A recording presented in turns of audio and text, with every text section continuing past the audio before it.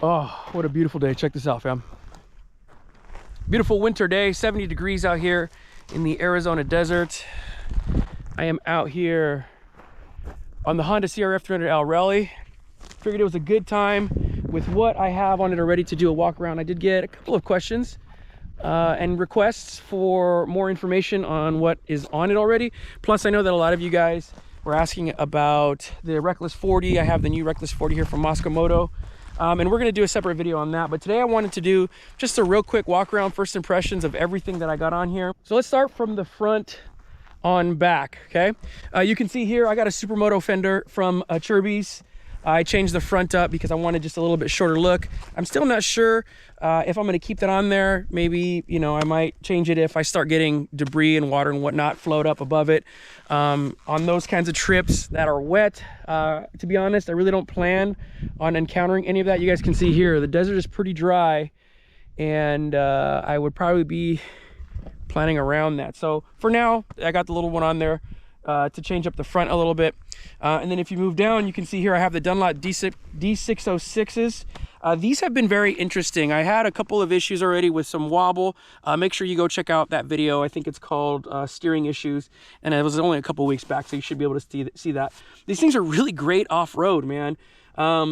Huge improvement in terms of off-road ability from the factory tires that were on there. Honestly, I couldn't stand them. I know there was some guys on there saying, oh, they're okay, you know, you might be able to get away with them.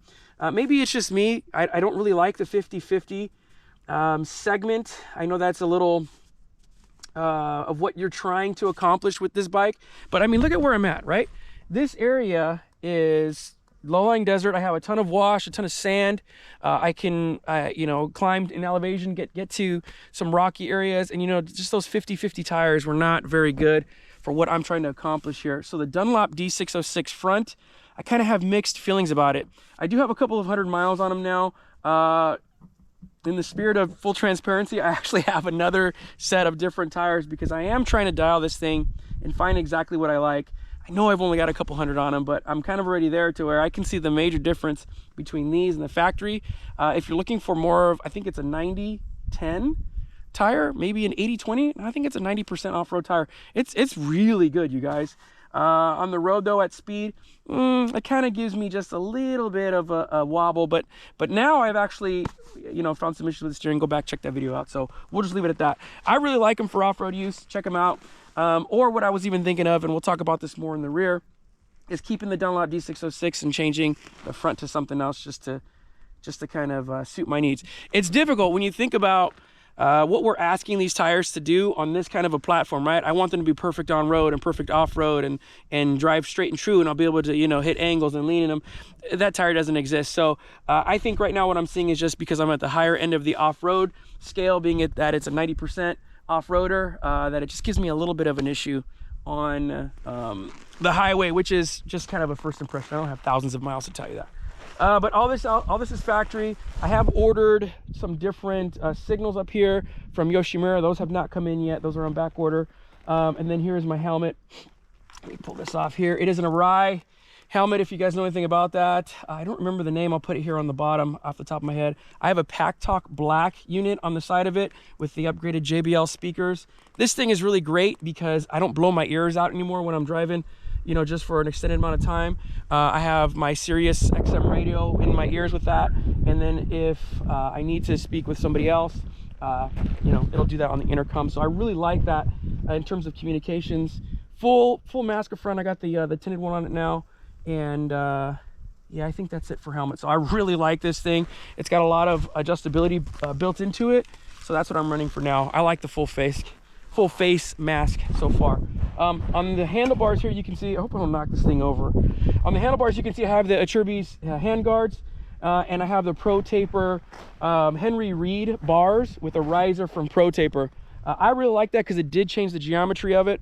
I did want just a little bit higher. I am small, you guys know that. I'm only 5'6", 150 pounds. So this suits me actually really well.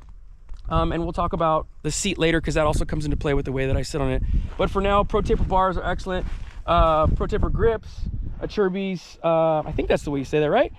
Achirby's, yeah. Hand guards up front. And then I have the takedown mirrors, which you guys saw early on. I mean, probably the first ride, I broke the factory ones. These are doing much better. You can see I took that spill and a little road rash up here, but guess what? They did their jobs and it's working great. I am running the revolver shifter down here for adjustment, and then up top I am running the Zeta levers, clutch lever, brake lever up front.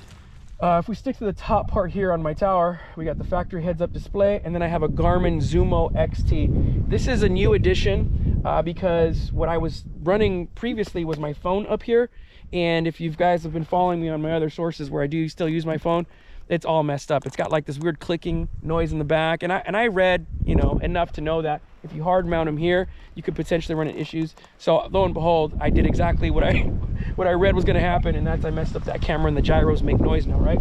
So I changed the head unit to the Zumo Garmin XT.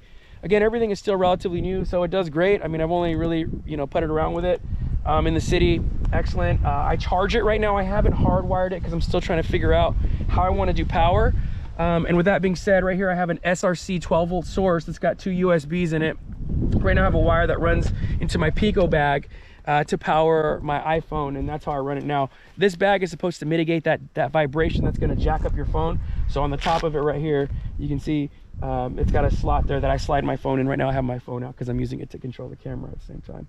But what's really great is it also communicates with my headset with the Pack Talk Black. So my phone and my integrated GPS take up the 2 slots that the Pack Talk can manage. So it's all voice activated. I can use that to talk to my phone, write text through my voice. That's also part of the reason why I like it, because it just integrates with everything. So if you're thinking about doing it, I actually really like this setup with the Garmin and the phone in the Pack Talk Black. Moving down towards the rear of the bike, I do have a Moscow Moto Pico bag. It's very little. I wasn't a fan of putting anything up here.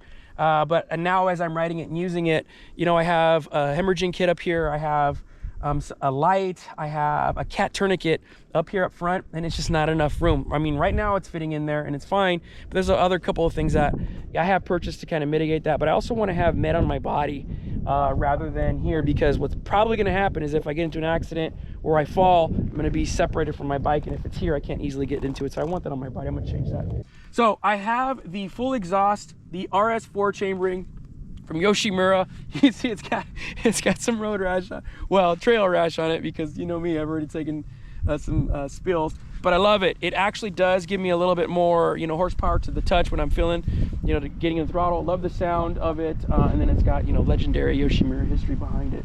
So I highly recommend that if you guys are looking at it. I know those are on back order again. I actually pre-ordered it as soon as they said that they were gonna release it. So if you look here on the bottom, I do have some new foot pegs, or foot pegs from SRC. These are just a little bit wider, a little bit longer, a little bit more comfortable for my boots to settle on. I like them because, you know, we do stand a lot when we're riding, but it just gives you more of like that positive touch and feeling, and feel a little bit more in tune with your bikes. You guys know that. So as we make our way down, and the exhaust, you can see here's a little bit better close-up of that. Really good quality, man. Isn't that great? I have up here up front for my bash guard, this is another SRC offering. So I have SRC here, and then also in the back, but we'll get to that. And the bash plate is actually really nice. They have 2. This is the one for the non-rally versions, and then they have a rally version that'll actually go over the plastics. I wasn't a big fan of the plastics to begin with. So if you guys see here, I just took a piece of painter's tape, marked where I wanted to cut, and then I just took a cutting wheel straight through it, and pulled everything off, okay? I really like this look. I know it's not for everybody. Somebody even mentioned that they think I mess with the aerodynamics. I don't think so. I don't think you're gonna see any differences in that. But I do like the way it looks, but it's also functional. You know, the factory comes with a bash plate, it's plastics. I hit it and it immediately started breaking bolts, out of the plastic and whatnot. So this was a better option for me. I'm real curious to see how it's gonna behave during the summer times. You guys know it gets super hot here. But in terms of like the aesthetic, I love it. I really do. So SRC here and there. And I think that's all I have down here for the center section. Let's go to the rear. You can see I do have a Dunlop D606 in the rear. I really like this tire, guys. From the factory tires that came on, like I said earlier, on the front, the 50/50s, this 90/10 is excellent off-road, and I would even say on-road. The compound of it makes it so that it does hook up really nicely on the pavement and on the tarmac, but it gets really great traction out here and in the sand and the hard pack stuff. And so far, the couple hundred miles that I have on it, it's actually wearing really nicely. So as we made our way to the rear here, you can see in the back I'm missing the fender. I deleted that with the Yoshimura kit immediately. I know that there's a lot of street legal stuff that has to happen, and Honda has to make these guys legal everywhere. Fortunately for me, it's not going to be an issue here in Arizona, but I did do the delete kit and then added the Yoshimura license plate holder, and it also has the Yoshimura LEDs out the back to accomplish that. Then we go up top right here. I have the SRC. You can see the SRC rear rack. I really like this thing. It integrates into factory points, gives me additional storage for one of their jerry cans or their fuel cans right here, which I haven't gotten yet, but the option is still there. What's cool also is it gives me a mounting point for the Reckless 40, being that these are soft panniers, soft bags. They just strap down to that in the frame, and it's good to go. The other cool thing too is if I do want to run another box or something underneath, it will do that, and then I can still strap this over the top of it, and it easily comes on and off for those of you guys who are asking. So right now, this is actually my drone. I have it just strapped to the back. I'm trying to figure out, because this is a minimalist setup, on how I'm going to do that, but right now it's interwoven into that so it doesn't fall out. But so far so good. So I mean, I think that brings me to my conclusion here. You can see, this is an entry-level bike. I haven't touched any of the suspension stuff.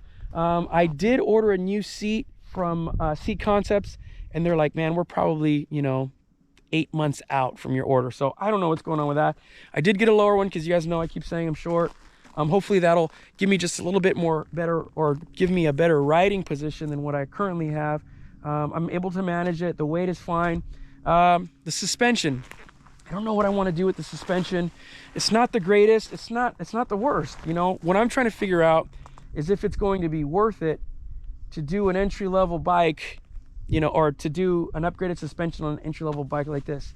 As it sits, it really takes me to everywhere I need. I'm not doing these long, 2-month, living off my bike hauls like Itchy Boots. I'm just a hobbyist. I'm brand new to this, and I'm trying to figure it out as I go along. This bike, to kind of go back to full picture, man, it's excellent. I really love everything that Honda did to it. So we'll see. Jury's still out on the suspension. These are some of the accessories that I added to it. If you guys have any questions, I still have to do a couple more videos on individual pieces. If you guys want me to segment out, I know that there's big demand right now for people to see the Reckless 40. I'll do that. Stay tuned for that one. I have to get out here and put that in the queue, because there's a bunch of videos I have filming right now. But in terms of this small package, I can see why they use this as a world traveler. The little 300 is awesome. Honda, you did a great job. Everything you see here, I purchased. There is nothing here that was given to me for review. You guys know I do that a lot on the firearm side, and also the overlanding side and Jeeps and whatnot. Here, this is just a project, a labor of love, so to speak, that I have gotten myself into. So 100% everything here is stuff that I spent my own money on. Guys, thank you so much for spending this time with me. If this is stuff that you like, subscribe, tell your friends. I think I got something like 94% viewership is still unsubscribed. So if you can do that for me, it'll really help me out. I appreciate it. And then we can get out and do more cool content pieces like, why don't we go up there and camp? Yeah, I think that's where we should go.